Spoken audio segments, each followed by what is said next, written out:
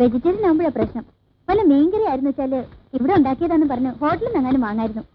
ആ അപ്പൊ താനിന്നലെ ഉണ്ടാക്കിയതാന്ന് പറഞ്ഞ ഫിഷ് ബോൾ ഹോട്ടലിൽ നിന്ന് വാങ്ങിയതാ? അതെ, പിന്നെ ഞാൻ ഉണ്ടാക്കിയതാ. അത് നോക്ക്. അടുത്തത് മുളക് പൊടി 1 ടീസ്പൂൺ. 1/2 ടീസ്പൂൺ പോരെ? മതി, 2 പ്രാവശ്യം ഇടുന്നേ ഉള്ളൂ. അതല്ല, അച്ഛന്റെ സ്വഭാവത്തിന് എരിവ് ഇത്തിരി കുറഞ്ഞിരുന്ന ചൂട് ഇത്തിരി കുറയും. ആഹാ, ഇതും വലിയ പുസ്തകത്തിൽ നിന്ന് വായിച്ച അറിവാണോ? അല്ല, ഇത് ഞാൻ സ്വയം റിസർച്ച് ചെയ്ത് മനസ്സിലാക്കിയതാ. അടുത്തത് എവിടെ? അടുത്തത് മഞ്ഞപ്പൊടി 3/4 ടീസ്പൂൺ. അളവ് കൃത്യമായിരിക്കണേ സുനി, അല്ലെങ്കിൽ ഒക്കെ തകരാറാവും. പിന്നെ ഞാൻ പറഞ്ഞില്ലെന്ന് വേണ്ട. അവസാനം എന്നെ കുറ്റം പറയരുത് കേട്ടോ. ഓഹോ, അതിന് താനല്ലല്ലോ ഉണ്ടാക്കുന്നത്, ഞാനല്ലേ? അതുകൊണ്ട് തന്നെയാ പറഞ്ഞത്.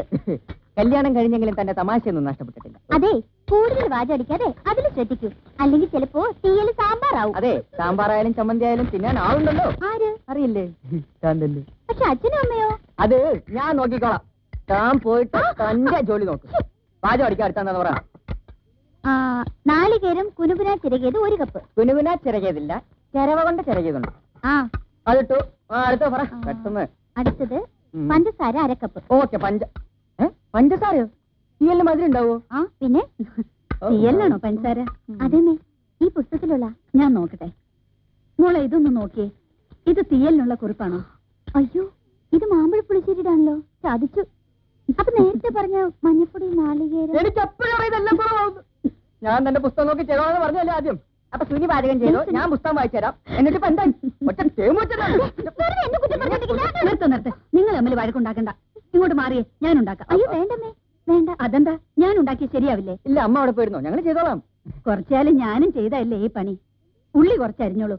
സുനി പറഞ്ഞിട്ടില്ലേ ഉള്ളേരി? എന്ത്? ഞാനാ? തീയലുണ്ടാക്കാന്ന് പറഞ്ഞു അത് നശിപ്പിച്ചു. അതിന്റെ ശിക്ഷയാ. മര്യാദക്കവിടുന്ന് ഉള്ളേരി ഓ. ഞാൻ അരിഞ്ഞ ശരിയാവും അമ്മ? ഓ, ശരിയാവുമല്ലോ. അതേ, അരിയുന്ന ഉള്ളി കഷ്ണത്തിന് കൃത്യമായ അളവ് വേണമെന്നില്ല കേട്ടോ. അരി. അമ്മേ, എന്നെ പാചകം ഒന്ന് പഠിപ്പിച്ചു തരുമോ? പിന്നെന്താ, എന്നെ പാചകം പഠിപ്പിച്ചു തരുമോ? മോനെയും പഠിപ്പിച്ചു തരാം. അതിന് സുനി എന്തിനാ ഇപ്പൊ കരയുന്നേ?